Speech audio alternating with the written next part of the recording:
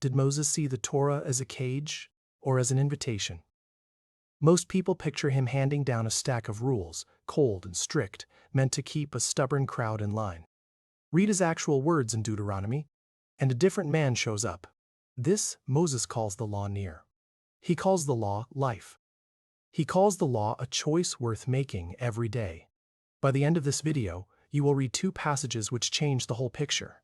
You will see why Moses never wanted the Torah to feel like a leash. And you will walk away with a plain answer to a question most Bible readers never stop to ask.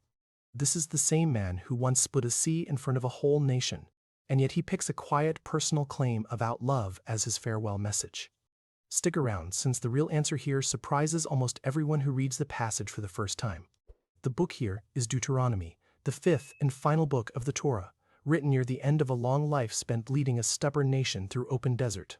The name means second law, because Moses repeats the covenant one more time before Israel crosses into Canaan. Picture the setting first. 40 years in the wilderness are over. The Exodus generation has died off, and a new generation stands on the plains of Moab, ready to cross the Jordan River. Moses stands in front of them, old and tired, knowing he will never step into the promised land himself. The Exodus generation grumbled through 40 years of wandering, tested by hunger, thirst, and fear, and most of this generation never reached Canaan. Moses now speaks to their children, a fresh audience who never saw Egypt with their own eyes and never watched the sea split in two. Tradition names Moses as the speaker and author, addressing the sons and daughters of the people he once led out of Egypt. This speech is not a legal memo. This speech is a farewell from a leader who loves the people standing in front of him. Keep this setting in mind, because every line Moses speaks next carries the weight of a goodbye. Turn to Deuteronomy chapter 6. Moses opens with a line every Jewish child still learns by heart today, a line whispered at bedtime and fixed to door frames across thousands of years. Hear, O Israel, the Lord our God is one Lord. Read fast, and the line sounds like simple math, one God instead of many gods. Read slowly, and something bigger shows up. The Hebrew word for one here signals a bond, a single loyalty, closer to marriage than to a head count. Moses teaches theology here, and Moses teaches loyalty in the same breath. Moses follows with a line many rabbis call the greatest command in the whole Torah. Love the Lord your God, with all your heart, with all your soul, and with all your strength.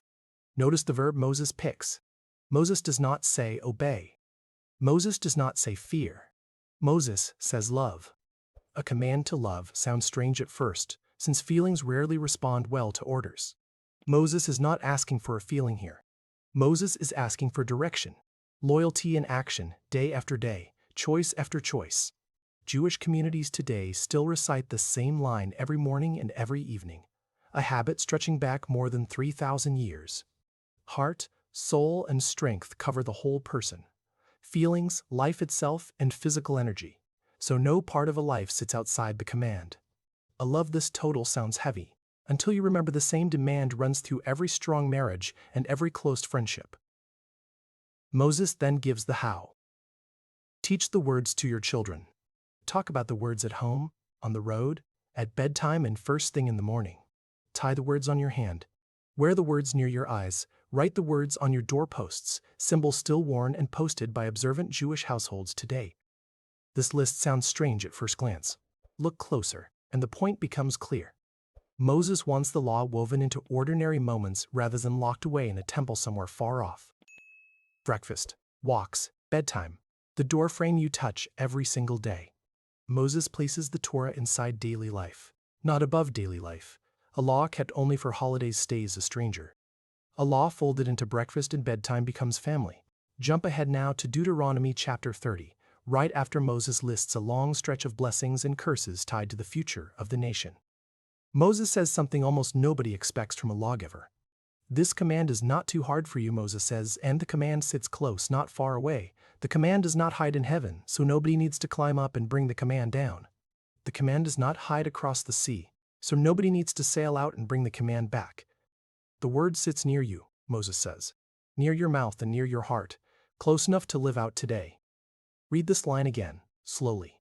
Moses says the law sits close enough to touch. Not locked behind a mountain. not hidden behind a wall of priests and scholars. Near your mouth, near your heart. Compare this promise to the myths of the ancient world, where secret knowledge sat locked behind priests, oracles, and long journeys to distant temples. Moses removes every excuse a person might reach for. No mountain to climb, no ocean to cross, no priest required as a middleman. Then Moses lays out the choice in the plainest words in the whole Torah. I have set before you life and death, blessing and curse. Choose life. No trap sits inside this choice, no trick question either. Moses draws a straight line between the commands and the life he wants for the people standing in front of him. 2 sections, 1 story. Chapter 6 says love the law. Chapter 30 says the law sits within reach. Together the sections build one message: closeness over distance, love over fear. Step back for a second, and the picture becomes clear. Moses never frames the Torah as a punishment list. Moses frames the Torah as a path. Think about a doctor who hands a patient a list of habits. Eat well, move your body, sleep on a steady schedule. The same handful of habits nearly every doctor repeats to nearly every patient walking through the door. A tired patient might read the list as a burden. A good doctor hands over the list for one reason. The doctor wants the patient alive and strong 20 years from now. Moses hands Israel the Torah with the same spirit. Every command points toward a longer, fuller life for the people, not toward control for the sake of control. Think about a speed limit sign on a mountain road. A driver in a hurry might curse the sign. The sign exists because someone measured the curve and wants every driver to reach home safe.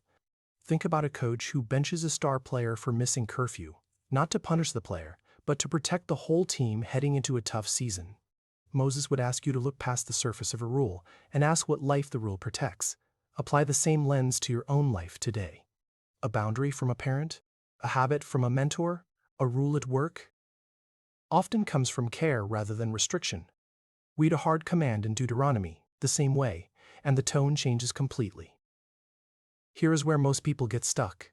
Someone will ask, does the Torah not hold over 600 separate commands? How does a list so long feel close or easy? Fair question. The number counts individual commands. But neither the Exodus generation nor the new generation memorized a checklist line by line. Israel lived the commands through festivals, meals, worship, and daily rhythm.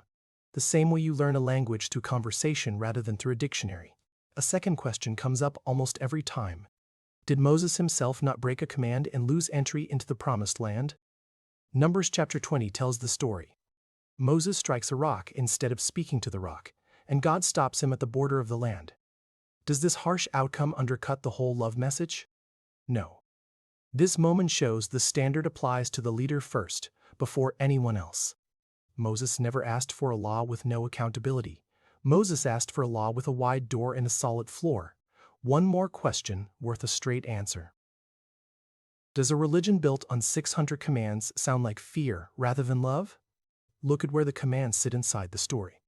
God rescues Israel from slavery first, 10 plagues and a parted sea. And only after the rescue comes the covenant at Sinai. The commands follow the rescue, the same way house rules follow adoption into a family, not the reverse. Order matters here more than most readers notice on a first pass through the text. A family sets house rules after a child joins the family, not as a condition for joining in the first place, and Moses builds the covenant in the same order. Return now to the opening question. Did Moses see the Torah as a cage? The plain reading of Deuteronomy 6 and Deuteronomy 30 answers with a clear no. Moses calls the law close. Moses calls the law life. Moses calls the choice a doorway rather than a wall.